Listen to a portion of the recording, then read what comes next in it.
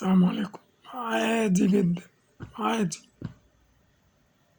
الدنيا في الشوارع هو ولا كأننا 5 6 الصبح، بس عادي. وفي ناس برضو فاتحة والدنيا جميلة، مطاعم، كافيهات، سوبر ماركتات، عادي يعني. أنا شايف إن هو أول يوم وتاني يوم هيبقى إرهاب شوية. ممكن بقى في حاجة في بالي، ممكن النور يتقطع في الوقت اللي هو بالليل، ده محدش يقدر يتكلم فيه. أصلك مفيش نور، فأنت هتفتح تعمل ايه؟